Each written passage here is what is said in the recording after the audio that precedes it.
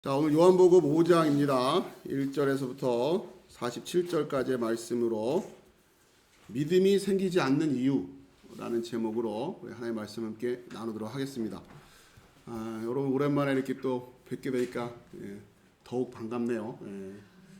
일주일마다 볼 때도 반가웠는데 자, 오늘 요한복음 5장 말씀에 제가 이 본문을 놓고 어떤 제목으로 할까, 이제 저는 이제 주로 이제 그 제목을 성경 말씀 안에서 그대로 이렇게 좀 인용해서 성경 그 제목을 하는데요. 그러니까 지금 제가 이제 오늘 말씀 제목을 했던 게 44절이에요. 요한복음 5장 44절. 너희가 서로 영광을 취하고 유일하신 하나님께로부터 오는 영광은 구하지 아니하니 어찌 나를 믿을 수 있느냐.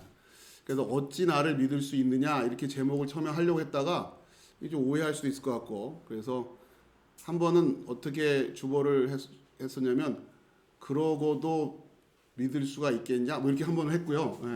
그러니 못 믿지 뭐 이렇게도 했다가 아무튼 야 이걸 어떻게 그러니까 믿음이 안 생기지 막 이렇게 아무튼간에 여러 가지로 하다가 좀 그래도 점잖은 제목을 뽑아야 되니까 하고 싶은 말은 그거였어요. 사실은 그러니까 못 믿지 이거였어요. 좀 더 하면 아니 그러고도 믿기를 바랐나 뭐 이렇게 그런 거죠. 그러니까 오늘 본문이 그 주제예요. 여러분 우리 그냥 쉽게 일상적인 얘기를 하면은 아니 그러고서 서울대 가기를 바라면 어떡해요? 그런 거예요, 그죠? 쉽게 말하면 여러분 이 느낌 오시죠? 그러면서 살 빼기를 바래? 뭐 이런 거죠. 아니 그러고서 살 빼기를 바라면 어떡해요? 뭐 이런 거예요. 오늘 그래서 굉장히 중요한 말씀이에요. 그러니까 믿음이 왜 안 생겨? 왜 못 믿겠다고 하는 사람들 많잖아요. 그 똑같은 얘기예요. 아니 그러고서 믿음이 생기기를 바란다라는 게 말이 안 되는 거죠. 그러니까 지금 예수님이 그걸 가르치신 거죠. 그래서 아무튼 이런 여러 가지 좀 자극적인 제목을 달까 하다가 그래도 좀 점잖게 좀 제목을 해야겠다 싶어가지고 믿음이 생기지 않는 이유 이렇게 좀 했습니다. 그러니까 지금 44절 말씀이에요. 어찌 나를 믿을 수 있느냐. 그죠? 살찔 일만 골라서 하면서 살이 안 빠진다고 그러고 있고, 안 될 일만 골라서 하면서 왜 안 되지 하고 있고, 못 믿을 일만 골라서 하면서 왜 믿음이 안 생기지? 그래서 나는 못 믿겠어 이러고 있단 말이에요. 오늘 그 비밀을 알려주시는 거예요. 흥미로우신가요? 여러분들은 뭐 다 믿으니까, 나를 믿으니까, 그렇죠? 네, 아무튼 주위 분들한테 혹시 못 믿겠다고 하시는 분이 계시면 오늘 말씀을 잘 공부하셔가지고 전해주시면 됩니다. 그러니까 못 믿는다는 얘기를 하시는 거예요. 자, 오늘 이제 5장 다시 이렇게 쭉 처음을 보시고 나눠드린 자료도 하나씩 보시면서 다시 좀 이렇게 여러분들이 안 보이는 동안 열심히 또 이렇게 말씀들도 묵상하시고 지난 설교도 보셨을 거 생각하지만 다시 한번 이렇게 복기를 좀 하는 시간을 갖겠습니다. 그래서 좀 생소하시죠? 지난 설교를 다시 복습하는 설교를 한다라는 게 좀 낯서실 분도 계실 거예요. 근데 저는 그걸 굉장히 좋아합니다. 여러분 설교를 듣는다는 게 뭔가 우리가 늘상 뭔가 새로운 이야기, 뭔가 신선한 얘기를 듣는 게 중요한 게 아니고요. 말 그대로 말씀을 계속 반복해서 말씀 공부하는 거예요. 말씀 공부. 뭐 신기한 예화를 듣고 뭐 이런 게 아니라 결국 이 성경이 뭔 얘기를 하는지를 계속 반복해서 들어야 돼요. 창세기 1장 1절만 놓고 평생 묵상해도 다 모른단 말이에요. 근데 어떻게 이렇게 우리가 그냥 막 그렇죠?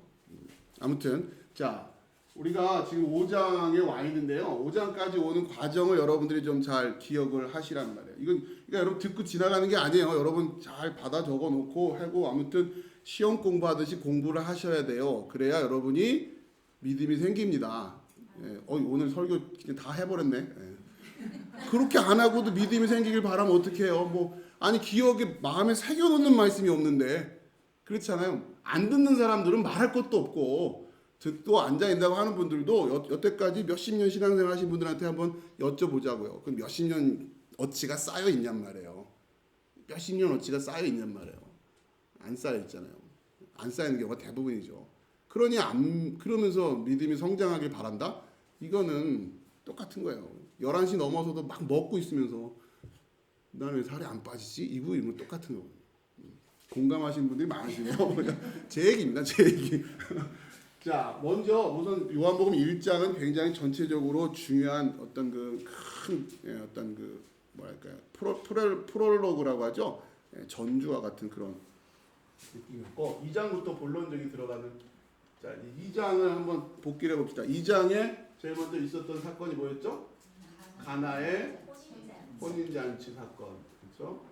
여러분 이런 것들이 쌓여 있어야 된다고 하는 거예요. 우리가 성경을 공부한다고 할 때 그냥 이렇게 가나의 혼인 안 되신 분들 이렇게 보시면서 하셔도 돼요. 찾아가면서 다시 보고 하면서 가나의 혼인잔치 사건이 있었어요. 그리고 또 중요한 사건이 뭐였냐면 성전을 정결하게 하시다.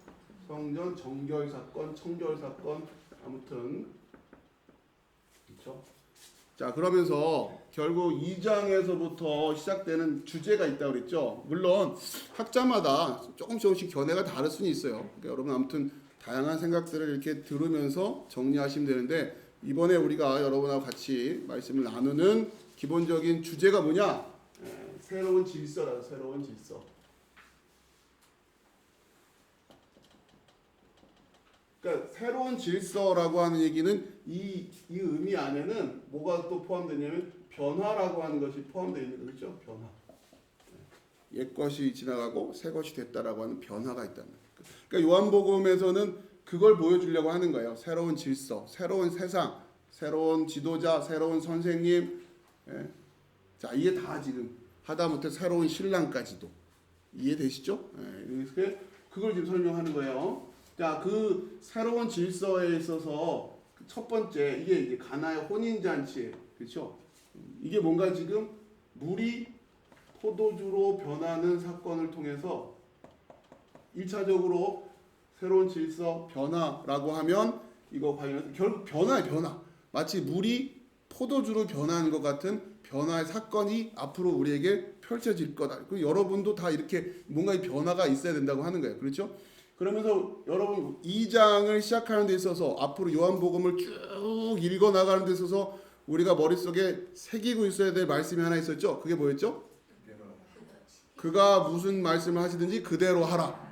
예수님의 어머니로부터 나온 말씀이에요. 여러분 이게 별거 아닌 것 같은데 그러고 보니 굉장히 중요한 말씀이죠. 예수님의 어머니가 하인들에게 이르시되 너희에게 무슨 말씀을 하시든지 그대로 하라예요.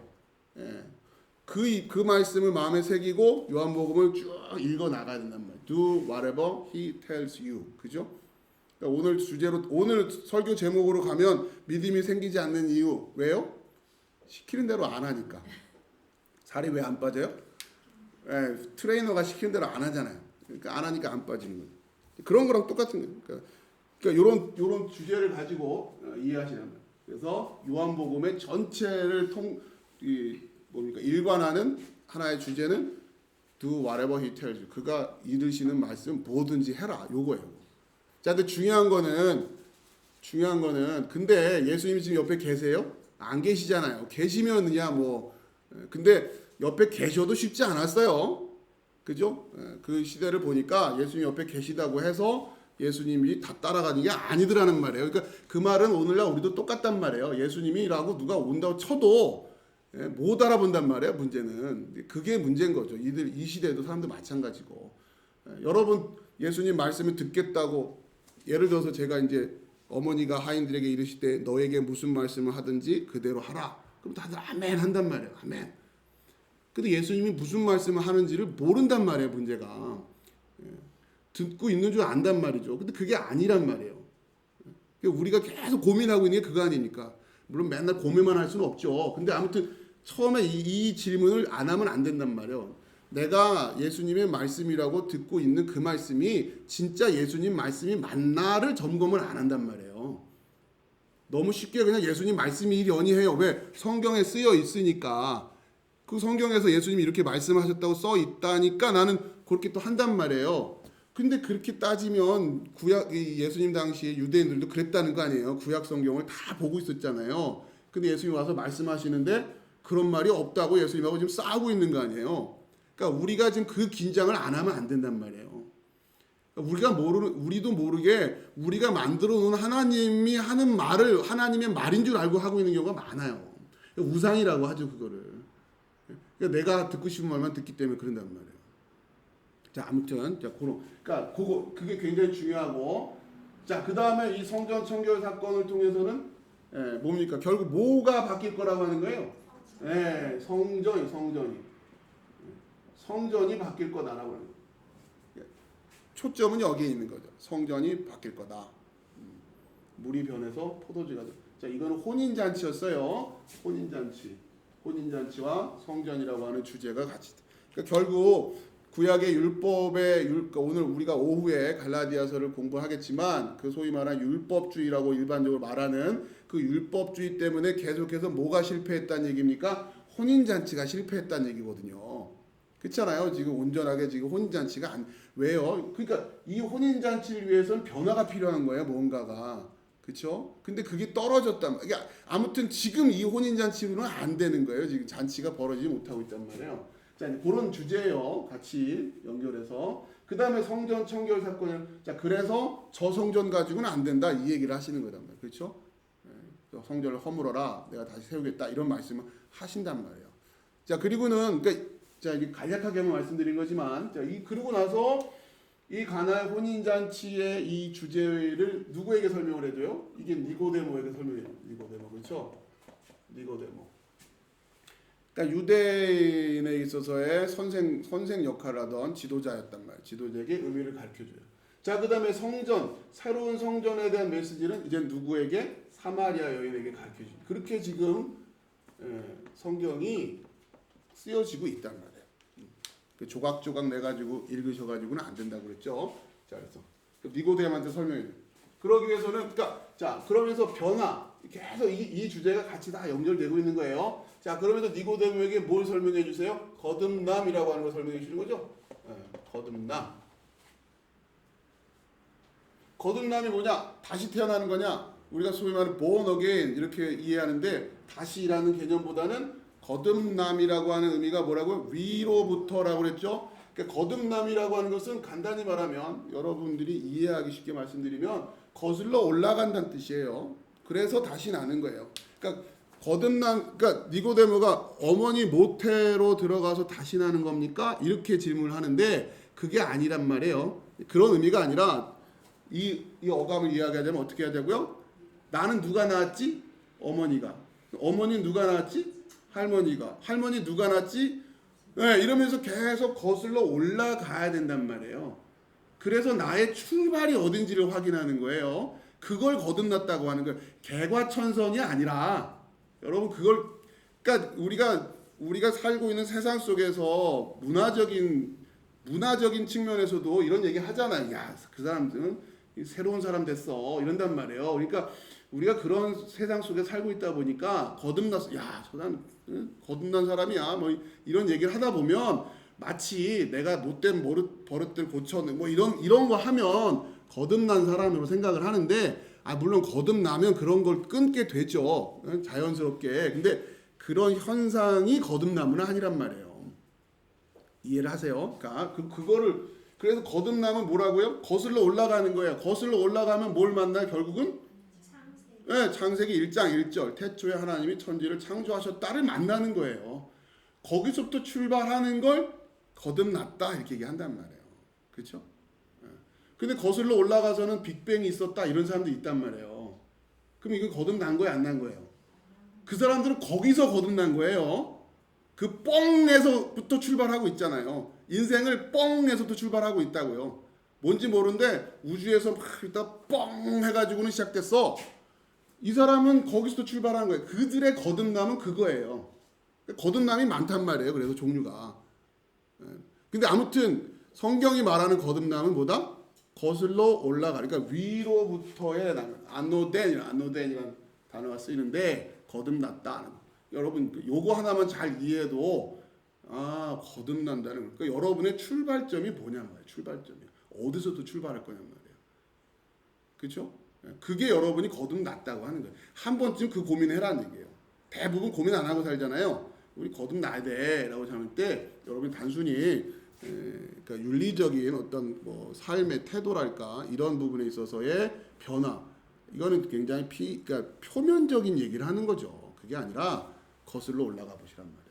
계속 그렇게. 그러니까 거듭나면 그 얘기예요. 그러니까 거듭나야 돼요. 거듭나서 이 사람이 지금 일단 어디로? 태초에 하나님이 이 태초를 만나야죠. 태초를. 그렇죠? 태초까지 가야 된단 말이에요. 그게 거듭나네요. 자, 그 다음에 사마리아 여인에게는 뭘 가르쳐 주세요? 새로운 성전에 대해서 가르쳐 주세요. 성전에 대해서 가르쳐 주면서 예배를 가르쳐 줘요. 예배. 하나님은 아버지 이렇게 예배하는 자들을 찾으신다. 근데 예배를 어떻게? 영과 진리로. 우리말로는 영과 진리로 예배드리는 이렇게 번역되어 있지만 정확하게 말하면 영 안에서 진리 안에서. 이게 지금 예배예요. 그러니까 이렇게 예배하는 자, 그 거듭난 자들, 그렇죠? 거듭났어요. 그럼 거듭나면 당연히 누굴 만나게 돼요? 하나님 만나게 되는 거예요. 그럴 수밖에 없잖아요. 그렇죠? 그들이 생각하는 하나님을 만나요. 누구는 뻥에서도 시작하는 거고, 여러분 그 뻥이 뻥이라는 게 문제인 거죠, 그렇죠? 아, 이 고급 유머인데.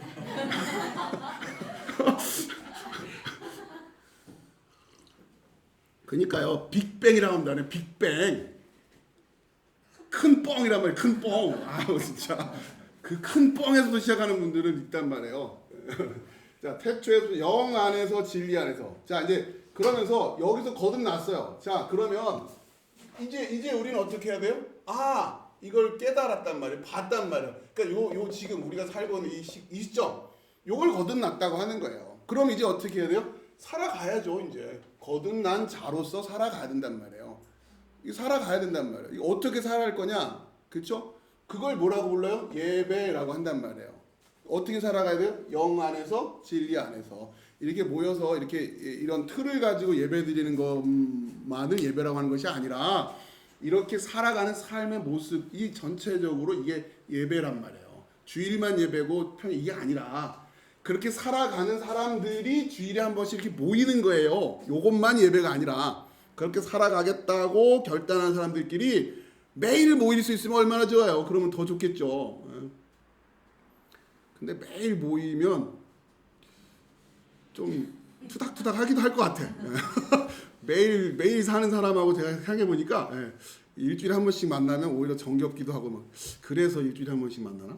아무튼간에 여러분 그거예요. 그래서 우리가 다 그렇게 사는 사람들이 한 번씩 모이는 거. 그게 예배지. 이렇게 한 번씩 모였다가 그냥 흩어져 가지고는 어떻게 사는지도 모르게 그냥 이게 아니란 말이에요. 자, 그래서 영 안에서 진리 안에서 그러면 이 영은 또 뭐라 그랬어요? 내가 너희에게 이른 말이 영이다 그러셨단 말이에요. 나중에 6장 가서 배우겠지만 결국 영이라는 게 뭐예요? 영. 그러니까 이런 걸 배워야죠. 영 안에서 산다? 영 안에서 산다? 내가 너희에게 이른 말. 예수님이 우리에게 말씀해 주신 그 말이 영이란 말이에요. 그 영 안에서라는 그 말씀대로. 그러니까 예수님 어머니가 그러셨잖아요. Do whatever he tells you. 뭐라고 말씀하시든 그대로 해라. 요 주제예요. 자, 근데 이제 간단치가 않은 게 예수님이 우리에게 하신 말씀이라는 그 말을 우리가 제대로 못 알아듣는 게 문제인 거죠. 그래서 공부가 필요하고 훈련이 필요하고 그런 게 필요한 거죠. 그냥 쉽게 되는 게 아니니까. 자, 그런데 이러한 틀을 가지고 이해조차 못하고 있었다. 아, 내가 앞으로 어떻게 해야 되겠다라고 하는 거에 대한 긴장감도 없다. 그러면 사실은 굉장히 요원한 거예요. 진짜 영과 진리로 살아간다고 할 수 있을까? 이 자체를 모르는데, 그렇죠? 그래서 이런 시간을 통해서 이런 틀을 갖추는 게 중요하다고 하는 겁니다. 자, 아무튼 좀 기계적이지만 기억을 하셔야라는 얘기예요. 이게 뭔지는 또 우리가 공부를 해야 돼요. 영 안에서라고, 말씀 안에서란 뜻이에요. 일단 밑줄 쫙 하고 기억하시란 말이에요. 영 안에서란 말씀 안에서다. 자, 그 다음에 진리 안에서란 진리라고 하는 것이 뭐냐? 물론 이것도 우리가 성경 안에서 공부해야 될 내용들이 많지만 진리의 대표적인 특성은 우리를 자유하게 해준다는 말이에요. 자유. 그러니까 영 안에서 자유하게 사는 거예요. 자유인으로. 자유. 근데 또 이것도 공부해야죠. 바울의 그 서신서를 보면은 자유라는 것을 우리가 이제 오후에 그래서 이걸 공부하는 거예요. 갈라디아서부터 시작하는 겁니다. 그게 갈라디아서의 주제가 자유란 말이에요. 그리고 이 자유라고 하는 주제와 관련해서 대표적으로 사람들이 많이 공부하는 책이 그게 그 뭡니까? 미래 자유론이라는. 그걸 또 그게 오용되기도 하고. 그러니까 우리가 정확히 알아야 돼. 갈라디아서도 알아야 되고 이런 책들도 알아야 되는 말이에요. 그래야 빅뻥에 안 속는다고요. 성경 따로 이건 따로 이러면은 그냥 예수님 믿는다고 하고 학교 가서는 이 잘못 가르쳐 주는 거 그대로 또 들으면서 막 이게 이러면 안 되기 때문에 같이 공부해야 된단 말이에요. 자, 자유라고 하는 주제가 그러니까 우리가 자유로 산다, 자유롭게 산다, 자유이드로 산다. 이게 굉장히 중요해요. 진리 안에서. 자, 이제 이렇게 됐고요. 그 다음에 이제 이게 이제 4장까지예요. 그러면서 이제 오늘 이제 쭉 이어지면서 5장에 넘어오기 전에 사건이 사건이 하나가 뭐냐면 이렇게 지금 해놓고 나서 그 다음에 어떤 사건을 보여주세요? 왕의 신하의 아들이 고침을 받는 그렇죠? 이 모습을 보여주신단 말이에요. 왕의 신하의 아들이 고침을 받는데 주제는 이거예요. 지금 결국 예수님의 말씀을 들었더니 고침을 받았다. 이걸 보여주시는 거예요. 그러니 어떻게 해라? 예수님의 말씀대로 살아라. 이 얘기를 하는 거예요. 그러면서 왕의 신하의 아들에게 있어서 그러니까 이 아들이 고침 받기 위해서 이 왕의 신하에게서의 믿음이 필요했는데 이 왕의 신하의 믿음은 무엇이었습니까? 보이지 않았지만 볼 수 없었지만 예수님의 말씀에 의지하는 그 믿음. 이게 우리에게는 훈련이 돼 있어야 된단 말이에요. 왜? 앞으로 우리가 계속 이 방향으로 걸어가기 위해서는 항상 뭐가 필요한 거예요?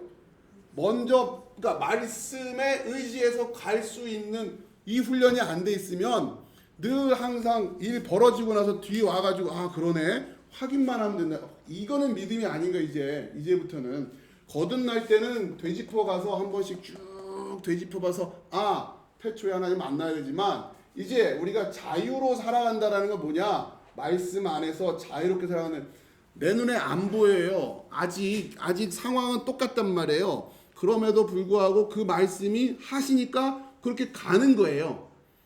다 벌려놓고서 믿는 건 그건 표적 믿는 믿음이라고 그랬죠. 그렇죠? 무슨 얘기냐면 예수님이 병든 자를 고칠 수 있어요? 믿어요? 못 믿어요? 예를 들면 이렇게 얘기하면은 병 고쳤어요. 와 정말이네? 이런 믿음 수준 가지고는 안 된다는 얘기예요. 그렇죠? 내 상황에 벌어지지 않아도 경험할 수 없어도 그 말씀이 말씀하는 대로 갈 수 있는 그게 훈련이 돼야 이제 여기서 이렇게 가는. 그러니까 영 안에서 진리 안에서 그 얘기입니다. 그러니까 지금 왕의 신하의 아들이 고침받는 사건을 어떠한 모습으로 예수님이 그려내고 계신 거예요. 왕이 지금 자기 아들인 자기가 떨어져 있잖아요. 예수님이 났어 안 죽어 이러는데 자꾸 예수님이 끌고 가려고 한단 말이에요. 모시고 가려고 한다고요. 예수 여기 와서 해주세요. 그런데 예수님 그게 아니라고 그랬잖아요. 그러니까 믿고 가잖아요. 그 믿음. 이제부터 여러분들에게 요청되는 믿음은 그거란 말이에요.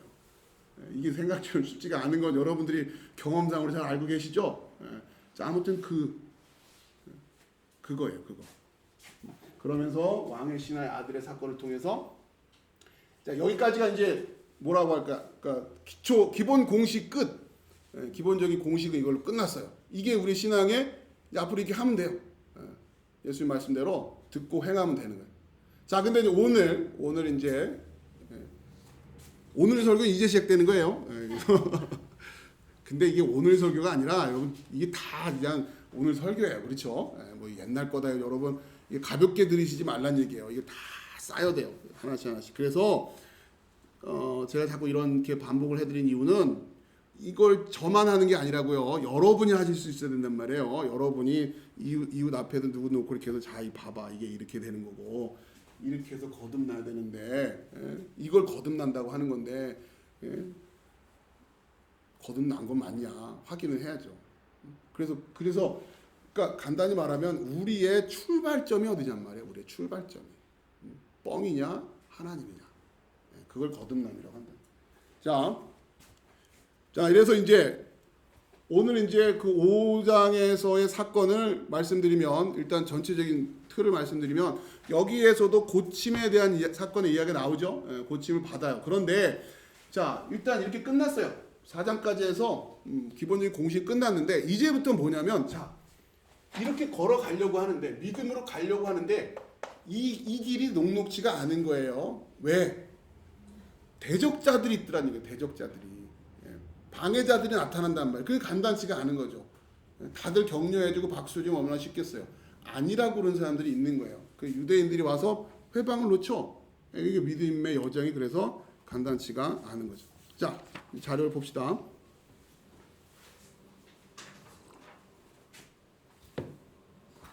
그러니까 오늘 이제 5장을 여러분이 읽으면서 생각하셔야 될 거 뭐냐면, 오케이. 근데 생각보다 이게 만만치가 않은 거죠. 1차적으로 나의 믿음의 문제일 수도 있고, 또 하나는 환경 자체가 그렇단 말이에요. 세상 자체가 간단치가 않아요. 자, 1절 같이 읽어봅시다. 시작. 그 후에 유대인의 명절이 되어 예수께서 예루살렘에 올라가시니라. 2절. 예루살렘에 있는 양문 곁에 히브리 말로 베데스라는 못이 있는데 거기 행각 5이 있고, 3절. 그 안에 많은 병자, 맹인, 다리 저는 사람, 혈기 마른 사람들이 누워 물의 움직임을 기다리니, 이는 천사가 가끔 못에 내려와 물을 움직이게 하는데, 움직인 후에 먼저 들어가는 자는 어떤 병에 걸렸든지 낫게 됨이러라. 5절. 거기 38회 된 병자가 있더라. 아멘. 자, 이제 배경을 설명하고 있어요. 그 후에 유대인의 명절이 되어 예수께서 예루살렘에 올라가시니라. 구체적으로 어느 명절인지는 언급을 하고 있지 않지만, 명절에 예루살렘에 올라가는 풍습이 있었죠. 그 율법의 규정이 있단 말이에요. 자, 근데 2절에, 그러니까 아무튼 지금 배경은 명절, 그리고 예루살렘. 근데 예루살렘에 있는 양문 곁에 히브리 말로 베데스다라 하는 못이 있는데, 거기 행각 5이 있고, 그러니까 베데스다라는 말 자체가 자비의 집 이런 뜻이에요. 자비의 집. 근데 못이 있는데 거기 행각 5이 있고, 그러니까 이런 5이라는 숫자도 상징을 가진다 그랬죠. 아무튼 이스라엘 사람들에게 5 하면 제일 먼저 떠오르는 게, 그걸 꼭 그거라고 말할 수는 없지만 그냥 분위기 자체가 5 하면 제일 먼저 떠오르는 느낌은 모세오경이라며. 모세오경. 5라는 숫자가 이들한테 그렇게 각인이 돼 있어요. 굉장히 강력하게. 그러니까 지금 뭔가 이 분위기 자체가 그런 이 분위기를 세팅을 하고 있어요. 자, 그런데 문제는, 자, 집의 이름은 자비의 집이에요. 또 행각은 또 5개. 이러면서 뭔가, 그런데 문제는 그 안에 뭐가 많아요? 병자들이 많단 말이에요. 이게 지금 그러면서, 그러니까 문제가 많은 상황이죠. 곤란한 상황이에요. 그리고서는 나름대로 나름대로 문제를 어떻게 이들이 풀을 수밖에 없냐면, 물의 움직임을 기다리고 있어요. 천사가 가끔 못에 내려와요. 언제 내려올지도 몰라요. 근데 요행이 내려오면 먼저 그러니까 물이 움직일 때 먼저 들어가는 자는 고침을 받는, 이런 상황에서 지금 이들이 문제가 해결되기를 기다리고 있는 거예요. 그렇죠? 그리고 이 연못의 이름은 자비의 집, 이렇게 됐단 말이에요. 그렇죠? 뭔가 아이러니가 지금 느껴지셔야 된단 말이에요. 그러니까 이거를 해결이 된다고 해야 됩니까? 그러니까 이게 지금 답이 있는 겁니까? 답이 없는 겁니까? 이것만 해도 답이 있는 거예요? 어떻게 생각되세요? 그렇죠? 아예 천사가 다녀가질 않으면 방법이 없는데, 한 번씩이라도 다녀가, 언제 올지 모르는데, 그러니까 마치 이 자유하지 못하다고 하는 건 그런 것 같아요. 뭔가 있는 것 같긴 해. 그래서 그걸 막 찾아다니고 쫓아가 있고, 뭔가 그리고 기다리고 있고, 뭔가 근데 되게 처량하잖아요. 그죠? 그러니까 우리가 그리스도의, 그러니까 영과 진리 안에서의 이 예배의 삶, 거듭난 자의 그리스도의 자유 승리, 그런 모습하고는 좀 다르다.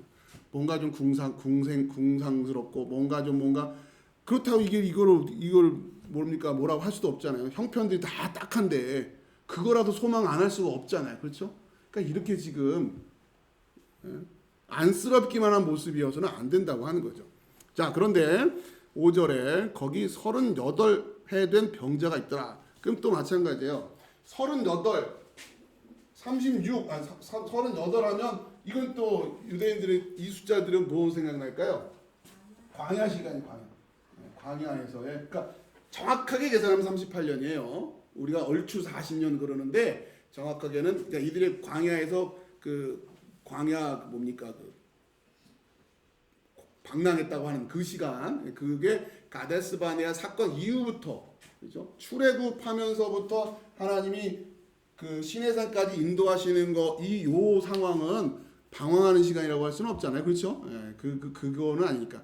그러니까 요 38년이라는 걸 언제서부터 가데스 바네아. 그러면 정확하게 38년. 근데 아무튼 출애굽에서부터는 한 40년 이렇게 이제 생각을 하는 거죠. 그러니까 38년 하면 딱 이들은 뭐부터 생각난다?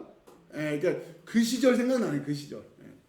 그러니까 결국 이 숫자는 유대인들의 그러니까 히브리인들의 이 광야 시절을 의미하는 거예요. 광야 시절. 자, 그렇게 된 병자. 이렇게 지금. 그러니까 지금 1절부터 5절까지가 뭔가를 우리에게 지금 짐작하라고 지금 하고 있는 거죠. 이게 주제가 누구냐? 결국은 이 주제는 이스라엘, 유대인들 이렇게 되는 거예요. 자, 그러면서 이 병이라고 하는 주제가 요한복음 9장 2절 제자들이 물어 이르되 라삐여 이 사람이 맹인으로 난 것이 누구의 죄로 인함이니까 자기니까 그의 부모니까 이렇게 돼요. 그렇죠? 그러면서 그 병이라고 하는 것은 이 시대의 사람들에게서는 이거는 죄와 등호적인 그러니까 이게 죄의 모습이에요. 결국은 죄의 모습을 그리고 있는 게 단순히 그러니까 우리가 생각할 때 병자 하는 느낌하고는 이 성경에서 병자를 의식하는 느낌은 다른 겁니다. 결국 이들은 다 어떤 모습으로 죄된 모습 그러니까 이 죄가 해결이 안 되고 있는 게 간단히 말하면 그렇게 그리고 있는 자 6절입니다. 시작. 예수께서 그 누운 것을 보시고 병이 벌써 오래된 줄 아시고 이르시되 내가 낫고자 하느냐. 7절 병자가 대답하되 주여 물이 움직일 때에 나를 못에 넣어주는 사람이 없어 내가 가는 동안에 다른 사람이 먼저 내려가나이다. 예수님이 그에게 이르되 일어나 내 자리를 들고 걸어가라 하시니 그 사람이 병이 오래됐습니다. 그리고서는 내가 낫고자 하느냐 물어보시니까 주여 물이 움직일 때에 나를 못에 넣어주는 사람이 없어. 이게 소망이죠. 이들에게는 요거 하나 바라보고 있는 거 아니에요. 물이 동할 때 내가 거기 들어가야 되는데 그러니까 이들에겐 요게 소망이에요. 자 그런데 이제 나중에 보지만 결국 이들이 간절히 바라는 그 소망과 뭐가 똑같다? 예수님의 말씀이 똑같다는 얘기죠. 그러니까 그 물이 결국 예수님의 말씀이었다. 동하는 물, 움직이는 물, 살아있는 물이란 뜻입니다. 물이 동한다, 물이 움직인다, 생명인 예수님의 말씀이 결국 그 살아있는 물, 이들이 그렇게 소망했던 그 물이 결국 예수님의 말씀이다. 이걸 지금 보여주려고 하는 거죠. 믿을 수 있겠냐라는 질문이 깔려 있는 거고요. 자, 예수님이 자 이게 지금 아무튼 이 병자의 입장에서는 이 물도 기다려야 되고 또 누군가 나를 또 그렇게 해서야 되고 아무튼 이런 여러 가지 상황들이야. 자 예수께서 이르시되 일어나 내 자리를 들고 걸어가라 하시니 그러니까 이 일어나라고 하는 이 표현도 우리가 전에 한번 공부했지만 마가복음 2장 11절에서도 내가 내게 이르노니 일어나 내 상을 가지고 집으로 가라 하시니 요 일어나라고 하는 것은 내가 너의 죄를 해결했다. 이런 표현이란 말이야. 일어나라 하는 의미가. 그러니까 죄 사함의 권세를 나타내고 있는 거야. 예수님에게서. 자, 그러자 9절에 읽어봅시다. 시작. 그 사람이 곧 나아서 자리를 들고 걸어가니라. 이날은 안식일이니. 자, 그런데 우리말로는 그냥 이날은 안식일이니 이렇게 돼 있는데 그거 제가 박스에다가 좀 메모를 해놨죠. 그러니까 예수님의 말씀이라고 하는 것은 결국 물이 움직일 때와 같은 역할을 했잖아요. 그렇죠? 이 사람이 기다렸던 그거. 그 사람이 곧 나와서 자리를 들고 걸어가니라. 우리말에는 그런 데가 빠져 있어요. 근데 이 헬라어 원어를 보면 이 단어가 있단 말이에요. 이게 중요한 거예요, 사실은. 그런데 이날이 안식일이었단 말이에요. 그걸 강조하고 싶은 거예요. 그냥 밋밋하게 걸어가니라. 이날은 안식일이니 이게 아니라 그런데 이날은 안식일이었다. 요 긴장 관계를 놓치지 말라라는 의미입니다. 자, 그러면서 결국 이어지는 논쟁이 이어지는 안식일과 관련된 논쟁이 이어지죠. 박스를 보세요. 그 안식일의 논쟁인 뭐냐? 쉼이라고 하는 쉼이라고 하는 주제예요. 이 쉼이라고 하는 것은 창세기 1장으로 보면 이건 완성의 개념입니다. 그렇죠? 쉼은 곧 완성의 목적도 되고 결국 우리의 자유하다고 하는 주제와도 연결이 되는 거고, 여러분들 이런 것들을 이렇게 메모해 놓으시고 여러분이 묵상을 하시란 말이에요. 여러분이. 그게 그 과정들이 중요해요. 그게. 가만히 제가 이걸 막 멋있게 막 표현해 주길 기다리지 마시고, 여러분 이렇게 조금씩 토막토막 나 있는 것 같은 것들을 제가 이만큼 이렇게 가이드를 해드릴 테니까 그 다음에 여러분들이 직접 보시고 느껴보시고 확인해 보시란 말이에요. 관광지 가셨으면 직접 봐야죠. 가이드 설명만 듣고 버스에서 안 내리면 어떡해요. 그잖아요. 지금 신앙생활이 그렇단 말이에요. 유창한 가이드를 원하는 거예요. 그게 아니라고요.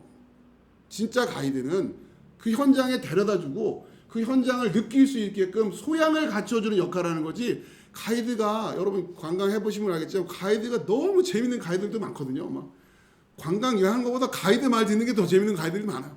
차라리 관광 다리도 아프고 막 그런데 굳이 뭐 가봐야 뭐 그냥 맨 뻔한 거 뭐 그냥 가이드 얘기 듣고 나가는 게 훨씬 재밌겠다.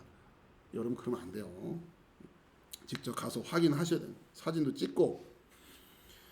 자, 그러면서 지금 마태복음 11장 28절 29절 같이 읽읍시다. 시작. 수고하고 무거운 짐진 자들아 다 내게로 오라. 내가 너희를 쉬게 하리라. 나는 마음이 온유하고 겸손하니 나의 멍에를 메고 내게 배우라. 그리하면 너희 마음이 쉼을 얻으리니. 요 주제예요. 그렇죠? 요 쉼을 얻는 거. 수고하고 무거운 짐진 자들이 다 내게로 와서 쉬게 해주시네. 그러기 위해서는 뭘 해야 돼요? 온유하고 겸손한 나의 멍에를 메고 예수님께 배워야 할 것이 있다는 거예요. 자, 전에도 말씀드렸죠? 여기서부터 가는 길은 예수님과 함께 멍에를 메고 가는 길인 거예요. 예수님이 먼저 다 해결해 놓으면 쫓아가면서 확인하고 오 믿습니다. 예수님 또 해결해 놓으면 가서 와 역시 믿습니다. 이 수준이 아니란 말이에요. 같이 가는 거 같이 예수님하고 동행하는 동행. 늘 들어왔던 얘기죠. 우리가 전부터 들어왔는데 여러분이 스스로 이걸 곱씹고 결단하고 이게 뭔지를 하지 않다 보니까 예수님과 동행한다라는 이 주제가 너무 식상해졌단 말이에요. 여러분 결국 간단한 게 아니에요. 근데 가만히 생각해 보면 예수님이 해결해 놓으면 뒤쫓아가서 확인하고 믿습니다 하는 수준들이 거진이라고요. 그걸 믿음으로 착각하고 있단 말이에요.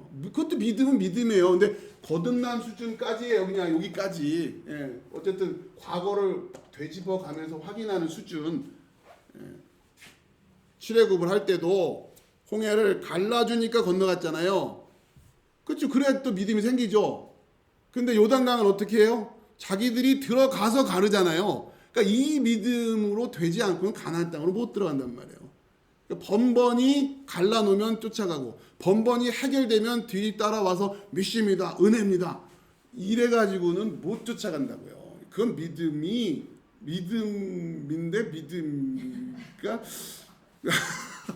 내 거인데 내 거 아닌 내 거 같은 내 거가 뭐 이런 게 굉장히 저는 은혜가 되더라고요. 믿음인데 믿음 아닌 믿음인. 그런데 믿음인 줄 알고 있는. 자, 그러니까 이 날은 안식일이에요. 그러니까 이게 이제 문제가 되는 겁니다. 10절 같이 봅시다. 시작. 유대인들이 병 나은 사람에게 이르되 안식일인데 내가 자리를 들고 가는 것이 옳지 아니하리라. 그러니까 이게 이제 시비를 거는 거죠. 안식일인데 너가 자리를 들고 가는 것이 옳지 아니하다. 그렇죠. 왜? 성경에 안식일을 거룩하게 지키라고 되어 있으니까. 그러니까 이런 겁니다. 지금 이들이 엉뚱한 고집 부리고 있는 게 아니잖아요. 성경을 근거로 하고 있는 거 아니에요. 그러니까 지금 이 과정에서 난점이 그거란 말이에요. 제가 아까도 말씀드렸더니 여러분이 듣고 있는 음성이 진짜 그 예수님의 음성이냐 이거 확인한다는 게 이게 만만하지가 않아요. 다 믿음이라고 얘기한다니까요. 다 하나님 말씀이라고 얘기하고 그러고 있단 말이에요. 문제는 지금 진짜 하나님 말씀이 뭔지를 이게 우리한테는 간단치가 않은 거죠. 근데 이거부터 고민을 안 하거든요. 이거부터 고민을 안 하고요. 자, 보세요.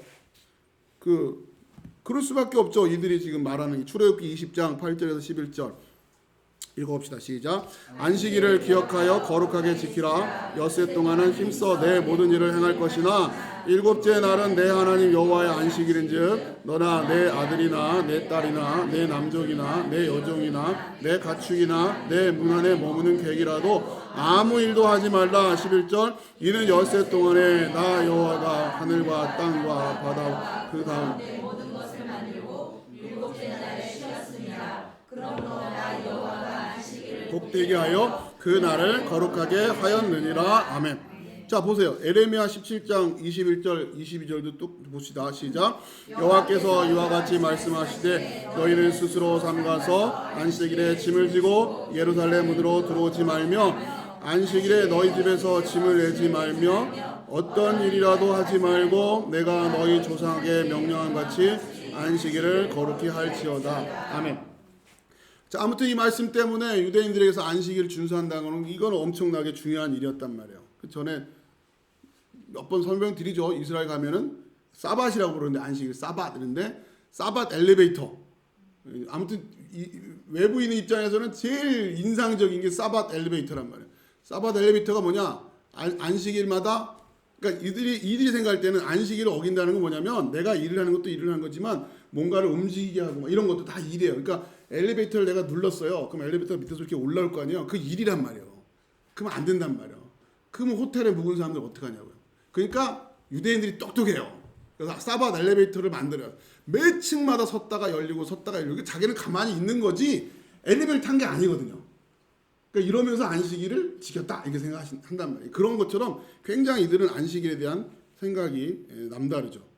자 그리고 이 배경은 뭐냐면 자 이제 이 예레미야 17장 이것도 있고 그러면서 아무튼 이스라엘 사람들 유대인들이 흩어져서 살고 막 하면서 이 안식일을 어떻게 잘 지켜야 될 거냐고 늘 고민을 해왔고 그러다 보니까 이 규정들을 좀 세밀하게 규정을 하는 거예요.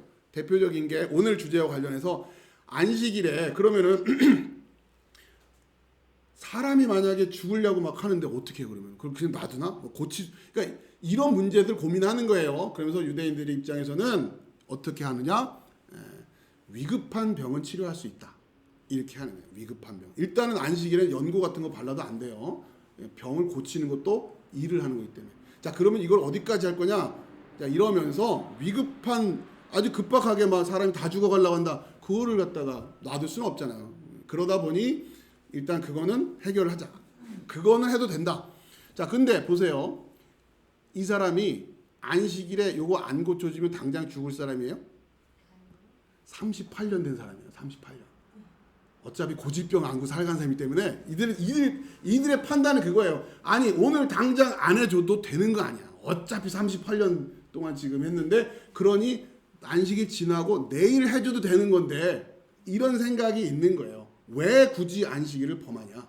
그러니까 이 유대인이라고 해가지고 무조건 비인간적으로 막 그런 생각을 하는 게 아니다. 그랬죠. 아무튼 그런 안식에 관련된 규정들이 하나하나 세부적인 케이스들을 이게 다 그렇게 고민들을 하고 있다 그러죠. 이제 그런 그 배경이 있는 겁니다. 자, 이제 그러면서 제가 지금 그 1페이지 아래쪽에 보면 치료와 안식일의 문제 가지고 위급한 병은 안식일에도 치료가 가능해요. 이건 기본적으로 그들의 법이랍니다. 전에 말씀드렸죠. 사람이 담벼락 옆에 걸어가다가 담이 무너져가지고 깔렸어요. 돌을 치워야 될까 말아야 될까? 안식일의 입장에서 사람이 지금 지나가는데 돌이 무너져가지고 깔렸어요. 돌을 치워줘야 돼요, 말아야 돼요. 안식일 문제예요. 이들은 이걸 놓고 고민한단 말이에요. 어떻게 하라고 그랬다고요? 돌을 들쳐내요. 살았는지 죽었는지 확인할 수 있어.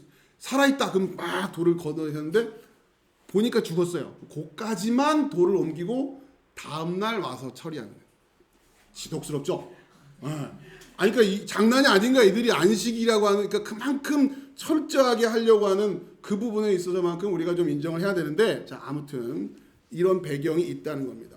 자 그러면서 지금 예수님과 지금 이 주제에서 이제 이 거듭남으로 걸어 이 영안에서 진리 안에서 갈 때 제일 먼저 부딪히는 게 바로 이 유대주의라고 하는 이 상황. 만만치 않은 거죠. 자, 이 페이지를 넘기시고요. 자, 일단 하나씩 여러분들이 좀 새겨야 될 게 예수님의 말씀과 유대인들의 말을 좀 비교를 해서 살펴보면 예수님은 뭐라고 말씀하시냐면 내 자리를 들고 걸어가라 이렇게 말씀하셨어요. 이 장면에서 나오는 그 다음에 유대인들의 말은 뭡니까? 안식일인데 내가 자리를 들고 가는 것이 옳지 아니하리라 요 말이에요. 그렇죠? 그러니까 유대인들의 말은 율법주의적인 말이에요. 그러니까 또 율법주의도 오해하면 안 되고 아무튼 하나하나 세밀하게 공부를 해야 됩니다. 자, 그러나 거칠게 얘기하자면 내 자리를 들고 걸어가라. 이건 자유죠. 자유. 그렇죠? 안식일인데 내가 자리를 들고 가는 것이 옳지 아니하니라. 그러니까 결국 이 딜레마를 바울이 고민한 거예요. 누구보다도 율법에 대해서 율법 해석에 탁월했던 바울이 예수님 만나고 이거 고민하는 겁니다. 그리고 아무튼 이 안식일의 문제에 있어서만큼은 철저했던 그 유대인 형제들 안에서 이 복음을 전하고 있는 게 바울이에요. 그리고 바울이 그것을 또 신학적으로 또 이걸 해석해 낸단 말이에요. 그래서 우리가 이 딜레마를 이해하고 복음으로 해결하려면 바울의 서신서들을 또 열심히 잘 공부해야 되는 거란 말이에요. 미리 결론부터 말씀드리면 바울의 주제는 그거예요. 자, 우리가 오랜 세월 동안 그렇게 하나님의 말씀을 우리의 삶 속에 적용하기 위해서 고민하고 세워갔던 거, 그렇죠? 그러면서 율법의 틀이 이렇게 넓어졌죠. 자, 바울이 가장 핵심적으로 질문하는 건 뭐냐면, 좋다. 그러면 하나님이 뭐라고 말씀했는지 다시 한번 보자. 출애굽기 20장 10절 앞에 이제요. 출애굽기 20장 10절 같이 읽을까요? 시작. 일곱째 날 출애굽기 20장 10절 시작. 일곱째 날은 내 하나님 여호와의 안식일인즉 너나 내 아들이나 내 딸이나 내 남종이나 내 여종이나 내 가축이나 내 문 안에 머무는 객이라도 아무 일도 하지 말라. 바울이 언급하고 싶었던 게 뭐예요? 아무 일도 하지 말라. 근데 이게 가능하냐 물어보는 거예요. 뭐라도 하잖아요, 우리가. 아무 일도 안 하질 않잖아요. 그러면서 율법을 지켰다고 생각한단 말이에요. 그러니까 바울이 결국 하나님이 우리에게 율법을 주신 이유는 율법을 통해서 하나님의 의를 드러내시면서 동시에 결국 우리는 못하지 않냐 얘기를 하고 있는 거예요. 너희가 나의 이 기준에 나의 기준을 만족시킬 수 있니? 라고 하나님이 우리에게 율법을 주신 건데 우리는 그걸 지켜보겠다고 덤벼들었단 말이에요. 그리고는 머리를 싸매가지고 사람이 길을 가다가 벽돌이 무너지면은 어디까지 할까? 병을 고칠 때 어디까지 할까? 뭐 하면 좋을까? 그 다음에 들을 수 있는 무게를 그들이 고민을 해가지고 아무것도 안 할 수는 없으니까 들을 수 있는 무게를 어느 정도 찻숟갈에 들어있는 물 그 정도 무게는 들 수 있는 걸로 하자. 뭐 아무튼 오만 율법의 세목들을 만들어놨는데 바울이 봤을 때는 이게 다 뭐냐, 하나님의 의도를 잘못 이해했다라고 하는. 그러니까 이거죠. 하나님의 뜻을 잘 지키겠다고 했는데 그게 의도를 놓쳐버린 거라든. 이러니까 지금 문제가 된 거예요. 자, 다시 넘어와서. 자, 그러자 이제 이야기가 이제 쭉 되죠. 먼저 지금 박스에 이제 메모해 놓은 그 포인트를 좀 보면 4장에 이어서 5장에서는 예수님의 말씀을 따르는데 장애가 되는 것이 있음을 보여주고 있다. 그렇죠? 그 중에 대표적인 게 이런 유대주의란 말이에요. 복합적인 이야기를 하고 있는 거죠. 자, 우리가 이제 이걸 이제 배워야 되는 거고 이러한 장애들을 어떻게 분별할 것이냐, 또 어떻게 극복할 것이냐 이걸 배워야 돼요. 그러니까 결국 우리가 거듭나서 이 길을 걸어가기 위해서 우리에게도 우리의 삶에도 이렇게 껌껌이 따지는 유대인들이 있단 말이에요. 진리로 나가기에 앞서서 교회 밖에 있는 사람일 수도 있고 우리 안에 있을 수도 있어요. 이걸 우리가 잘 분별해 내야 되는 거예요. 우리에게 이렇게 유대인처럼 와서 지적하고 있는 거, 혹은 여러분 스스로가 유대인들처럼 생각하고 있어서 아예 그렇게 행동하지도 못하고 있는 부분들이 있을 수 있단 말이에요. 결국 우리가 38년 된 병자처럼 유대인들은 예수님의 말씀에 순종하며 걸어갈 수 있을까? 요한복음 쭉 읽어 나가면서 이 질문하는 거죠. 나는 어떻게 할 수 있을까? 자, 그러면서 11절에 대답하되 나를 낫게 한 그가 자리를 들고 걸어가라 하더라 하니 12절에 그들이 묻되 너에게 자리를 들고 걸어가라는 사람이 누구냐? 이것도 재밌어요. 지금 이 38년 된 병자는 예수님을 뭐라고 표현해요? 나를 낫게 한 그가, 이렇게 예수님을 가리키고 있는데 유대인들은 뭐라 그래요? 너에게 자리를 들고 걸어가라 한 사람, 이런단 말이에요. 이러니 믿음이 생겨요? 똑같이 예수님을 봐도 병자는 나를 낫게 한 사람 이렇게 하고 있는데 유대인들은 계속 너에게 자리를 들고 가라고 한 자, 병 낫게 한 건 보이지도 않고 믿음이 생길 수가 없어요. 자, 근데 재밌는 게 뭐냐면 나를 낫게 한 그라는 표현이 되게 복합적인 거예요. 이게 뭐냐면 병자가 예수님도 안식일을 범했다는 얘기를 하는 거예요, 지금. 그렇죠? 나를 낫게 했는데 나를 낫게 하면 안 되거든요. 그러니까 저 사람도 안식일 범했는데 이런 얘기를 하고 싶은 거예요, 지금. 그러니까 여러분에게 똑같은 갈등이 있어야 된단 말이야. 예수를 따르자니 예수도 뭐예요? 안식일을 범한 것 같은데. 그런 그러니까 이중적인 마음이 우리 안에 있단 말이에요. 예수를 따른다고 하는 데 있어서.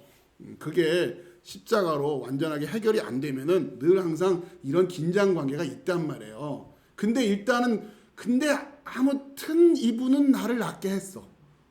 그러니까 뭐 굳이 마다할 건 없어.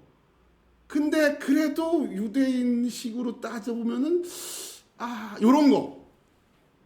그러니까 예수님을 여러분이 구주로 영접한다라는 게 뭐냐? 이렇게 여러분에게 유익이 되는 측면만 그거만 싹 나를 낫게 해주신 분.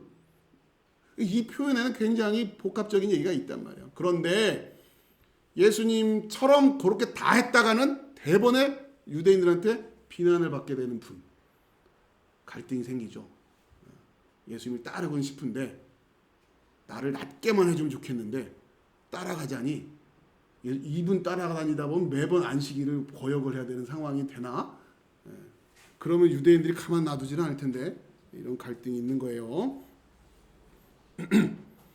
자, 예수님을 지칭하는 표현상의 차이를 여러분이 한번 보시고 13절 시작. 고침을 받은 사람은 그가 누구인지 알지 못하니 이는 거기 사람이 많음으로 예수께서 이미 피하셨음이라. 14절 그 후에 예수께서 성전에서 그 사람을 만나 이르시되 보라 내가 나았으니 더 심한 것이 생기지 않게 다시는 죄를 범하지 말라 하시니. 문제는 여기서부터죠. 자, 이 사람은 예수님을 만났어요. 이거는 과거적인 사건이에요. 그렇죠? 그러면서 또 예수님에게 거듭남의 수준의 예수님에 대한 믿음이 생겼겠죠. 경험했으니까.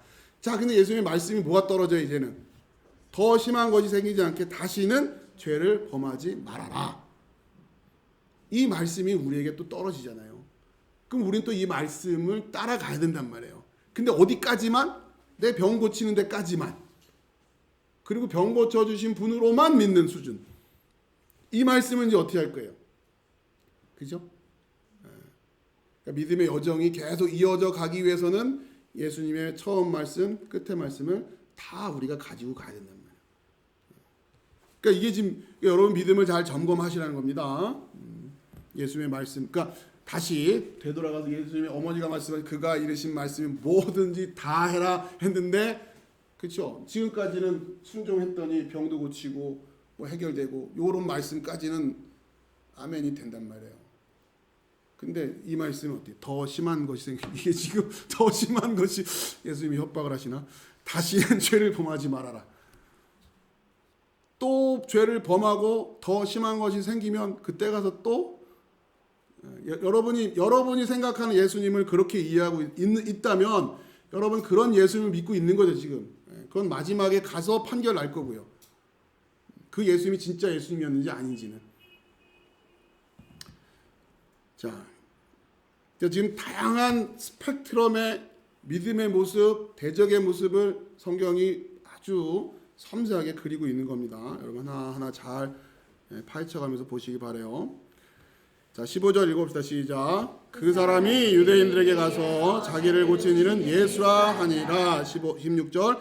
그러므로 안식일에 이러한 일을 행하신다 하여 유대인들이 예수를 박해하게 된지라. 예수를 박해해요. 그러면 이제 예수를 따라가면 어떻게 되는 거예요? 우리도 박해를 받아요. 어떻게 할 거냔 말이에요. 17절 시작. 예수께서 그들에게 이르시되 배아버지께서 이제까지 일하시니 나도 일한다 하시매. 자, 이제부터 좀 이제 어려운 이야기들이 나오기 시작하는데, 예수님을 따라서 동행하려면 결국 해석의 능력이 필요하다면 해석의 일. 왜요? 예수님 우리에게 말씀만 하셨기 때문에. 자, 문제는 지금 이 성경을 통해서는 우리에게 뭘 보여주시냐면, 이 유대인들이 아버지의 일을 해석을 못하고, 그러니까 일하고 계시는 아버지를 이해를 못하고 있어요. 그러다 보니 성경이 전체적으로 해석이 안 되고 있는 거예요. 자, 오늘 여기까지만 일단 18, 요 내용이 만만치가 않습니다. 우선은 이런 주제를 여러분 하나씩 이렇게 붙들고 묵상을 하셔야 돼요. 제가 이런 표현을 드리는 거는 익숙하시죠, 이제? 네. 아유, 목사님 다 설명 안 해주시고요. 설명이 다 안 돼요, 지금. 왜냐하면 이런 거예요. 그러니까 구구단을 못 뗐는데 어떻게 미적분을 가르쳐 주냔 말이에요. 어쩔 수 없어요. 설명한들. 그러니까 지금 여러분이 지금은 구구단 열심히고, 그러니까 지금 하나님이 일하시는 거를 이해를 못 하고 있다는 거예요. 그러니까 다시 말하면 안식이 뭔지 또 이해를 못 하고 있는 거예요, 그렇죠? 그러니까 아버지가 지금 예수님이 아버지가 지금 여태까지 일하신다 이런 얘기를 하시잖아요. 그럼 쉬셔야 되는데 하나님은 일하신다. 안식은 뭐죠? 일 안 하는 건가? 그런 게 아닌 거죠. 그러니까 아무 일도 하지 말라는 얘기는 또 뭐지 그러면? 이렇게 되는 거예요. 그러니까 이렇게 유대인들이 아무 일도 안 하는 손 놓고 있는 걸 생각하니까, 그렇게 생각하니까 이 율법은 우리에게 심판으로만 다가올 수밖에 없는 거죠. 해석을 그렇게밖에 못했으니. 자, 아무튼 구구단이니까 열심히 기본적인 걸 좀 기억을 해놓으시고 나중에 적절할 때 다시 설명을 드릴게요. 18절 시작. 유대인들이 이로 말미암아 예수를 죽이고자 하니 이는 안식일을 범할 뿐만 아니라 하나님을 자기의 친아버지라 하여 자기를 하나님과 동등으로 삼으신 이러라. 아멘. 예수님이 핍박받은 이유는 예수님이 하나님과 동등됨을 취했기 때문에, 그러니까 그 동등되다고 하는 요 얘기 때문에, 그래서 핍박을 받는 거예요. 자기를 하나님과 동등으로 삼은. 다시 말하면 하나님이 이 세상에 와서 나 하나님이야 그러면 핍박받으세요. 그 얘기잖아요 지금, 그죠? 이 세상이 그런 세상이라는 거예요. 여러분이 예수님 말씀대로 쭉 따라가려면, 예수님의 말씀이 진리인데 진리 안에서 자유를 준다고 했는데, 이 자유라는 것이 예수님 말씀 안에, 근데 그 말씀이 어떻게 평가되는 세상? 하나님이 오셔서 나 하나님이야 그러면 핍박받는 세상이니, 이게 간단하겠냔 말이에요. 이게 간단하겠네요. 그렇죠? 여러분은 이 동행하는 데서 핍박은 그냥 당연한 거죠. 세상으로부터의 핍박은. 근데 이것도 또 간단치 않은 게, 진짜 그 진리가 되어서 진짜 그 세상의 핍박을 받기도 쉽지 않아요. 그냥 열심히 안 살아서 고생하는 거지, 인간관계 제대로 안 해서 핍박받는 거지, 진짜, 그러니까 그래서 문제가 생기는 경우가 더 많지, 진짜 진리를 살기 때문에 핍박받는 경우가 생각처럼, 이게 간단한 게 아니라고요. 이게 진짜 축복이거든요. 진짜 그 핍박받기도 쉬운 게 아니라고요. 자, 이 세상은 어떤 세상이다? 하나님이 오셔서 나 하나님이야 그러면 핍박받는 게 세상이다. 19절 시작. 그러므로 예수께서 그들에게 이르시되 내가 진실로 진실로 너에게 이르노니 아들이 아버지께서 하시는 일을 보지 않고는 아무것도 스스로 할 수 없나니 아버지께서 행하시는 그것을 아들도 그와 같이 행하느니라. 아멘. 자, 이런 주제도 간단치 않은 주제라고 그랬어요. 일단 기억만 해두세요. 18절 예수님이 자기를 하나님과 동등으로 삼으심으로, 그래서 핍박을 받는다라고 하는 것. 자, 그리고 이 18절과 19절은 우리가 지난번에 교리사 공부할 때도 공부했던 부분이죠. 이게 바로 기독론과 관련된 주제예요. 기독론. 예수는 도대체 누구냐라고 하는 주제와 관련해서 예수는 곧 하나님이다. 요 얘기 그런 주제가 지금 여기에 녹아져 있고 자 그런데 19절에 예수께서 그들에게 이르시되 내가 진실로 진실로 너에게 이르노니 아들이 아버지께서 하시는 일을 보지 않고는 아무것도 스스로 할 수 없나니 아버지께서 행하시는 이런 표현을 보면 예수님이 아버지보다 좀 열등한 것처럼 보여진단 말이에요. 아들이 아버지보다 왜 보지 않고는 아무것도 할 수 없다 그랬으니까. 자 그러면서 초대교회부터 이어져 오던 그 이단들의 기독론에 문제가 생기는 겁니다. 예수를 하나님 성자 하나님이 성부 하나님보다 약간 좀 급이 떨어지는 분처럼 그렇게 이해하는 그런 생각들이 이런 대목에서부터 이런 부분들을 잘못 이해하면서 그렇다고 그랬죠. 이것만 읽으면 그렇게 보이니까. 자 근데 우리가 뭘 같이 읽으시라 그랬어요? 20절에 아버지께서 아들을 사랑하사 자기가 행하시는 것을 다 아들에게 보이시고 또 그보다 더 큰 일을 보이사 너희로 놀랍게 여기게 하시리라. 그렇죠?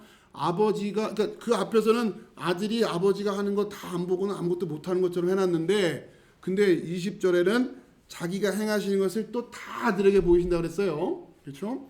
그리고 그보다 더 큰 일도 보신다. 그럼 이제 이번에는 이걸 보니까 이번에는 아들이 아버지보다 높은 건가? 이런 게 아니란 말이에요. 이 둘 사이의 관계가 서로 사랑의 관계로 또 동등된 관계로 그러면서 이게 지금 교회사 속에서 이 논쟁이 굉장히 치열했던 것이고 아무튼 이러한 생각들에서 조금씩 벗어나서 이단으로 넘어가는 그게 여호와의 증인 같은 경우가 대표적인 거예요. 여호와의 증인 그들의 교리 중에는 여호와 하나님보다 성자 하나님이 열등한 거예요.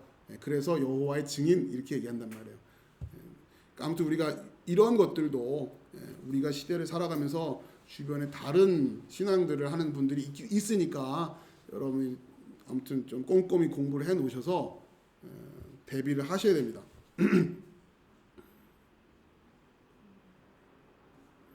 자 그러면서 아버지께서 행하시는 일이라고 하는 주제가 뭐냐? 그 앞에 다시 보면 박스에 있는 게 아버지께서 행하시는 일이라고 하는 것은 살리시는 일이에요. 살리시는. 그렇죠? 그러니까 쭉 이어지면서 그러니까 요 대목이 어려운 대목이에요. 우선은 그냥 여러분들이 그 정도만 이해하시고 21절에 아버지께서 죽은 자들을 일으켜 살리심 같이 아들도 자기가 원하는 자들을 살리느니라. 그러니까 지금까지 아버지가 계속 하시는 일이 뭐였어요? 죽은 자들을 일으켜 살리시는 일이었단 말이에요. 그게 아버지가 하는 일이었어요. 그 일을 아들도 하는 거예요. 그 일을 안식일이니까 하지 말아라? 그게 아니란 말이에요. 그렇죠? 안식일에 사람 살리는 일을 하는데 아버지는 이 일을 계속 해 오시는 거죠. 그렇죠? 그러니까 지금 그걸 이해를 못 하고 있단 말이에요. 유대인들이. 그래서 22절 아버지께서 아무도 심판하지 아니하시고 심판을 다 아들에게 맡기셨다. 결국 그 살리는 일에 열애되면 어떻게 그게 심판인 거죠.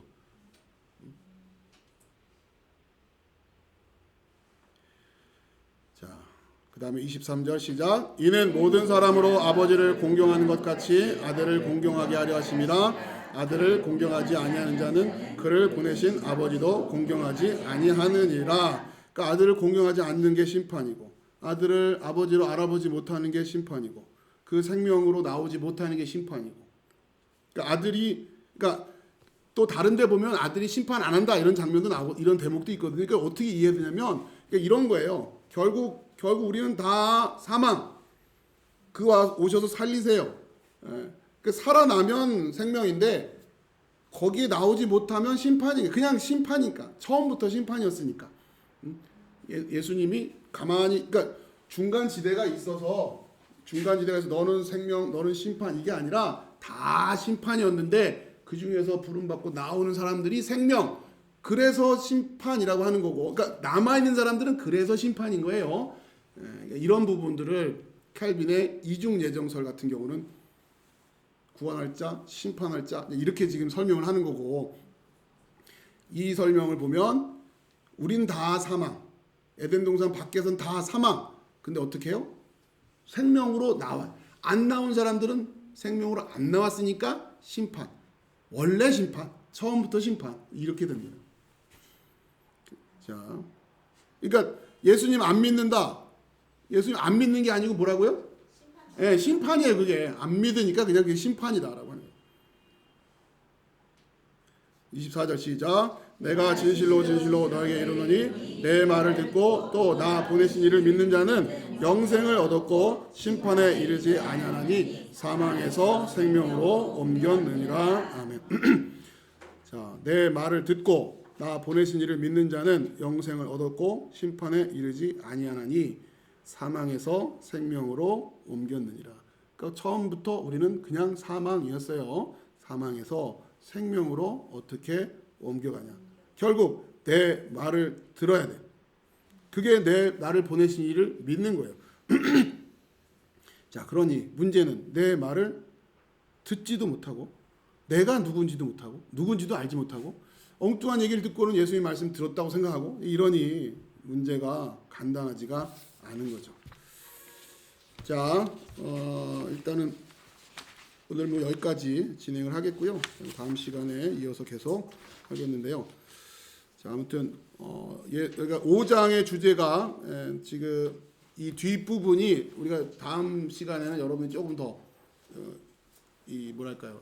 오늘 말씀드린 거를 좀 반복해서 들으시고 또 묵상도 하시면서 좀 미리 좀 워밍업을 좀 해오시기 바랍니다. 다음 시간은 조금 더 오늘보다는 고민을 해야 될 그런 시간 말씀들이 좀 많아요. 그러니까 좀 한 번쯤 이렇게 깊이 묵상을 해야 될 대목들이 많단 말이에요. 그러지 않고는 안 된단 말이에요. 그러니까 미리 말씀드리면 이런 과정이 없으니까 어떻게 된다는 거예요? 오늘 말씀 제목처럼 믿음이 생기지 않는 거예요. 믿음 절대로 거저로 생긴다고 생각하지 마세요. 살 빼기도 그렇게 쉽지가 않은데 믿음이 그냥 막 쉽게 그냥 뭐 듣고 아멘 한다고 생길 거라고 그렇게 쉽게 생각해요. 생명을 얻는다라는 게 그렇게 간단한 얘기가 아니란 말이에요. 여러분들이 말씀을 하나하나 이렇게 잘 해석해 가지 않으면 쉽지 않다. 물론 이렇게 해야만 된다는 얘기가 아니라 여러분 잘 이해하세요. 잘못 오해하고 있는데도 불구하고 그걸 바꿀 방법이 없단 말이에요. 여러분이 그냥 믿습니다만 하고 있으면 난 거듭났다 이렇게 생각했단 말이에요. 거듭났다 하면서 빅뱅 가고 있고 막 그거랑 이건 다른 거 아닌가 이렇게 생각하고 과학은 과학이고 하나님은 하나님 아닌가 막 이러면서 자기 생각에서 빠져나오질 않아요. 그러니까 믿는 것도 사실 잘 들여다보면 믿는다고 하는 것도 자기 마음에 맞는 걸 믿는 거예요. 그냥 이렇게 변화된 게 아니라 완전히 뒤집어져서 생각이 확 바뀐 게 아니라 저 말은 참 마음에 드는 말. 저 말은 말이 된다. 그래, 그렇지. 이러면서 믿는 경우가 의외로 많더라는 거죠. 생각보다. 그런 부분들을 이런 과정이 아니고는 점검할 방법이 없습니다. 아무튼 좀 어렵더라도 잘 따라오시기 바랄게요. 아무튼 오늘 중간에 좀 마무리가 안 됐는데 여러분 좀 마음에 좀 잘 품으시고 다음 시간에 계속 이어서 말씀을 나누도록 하겠습니다. 자, 기도하겠습니다.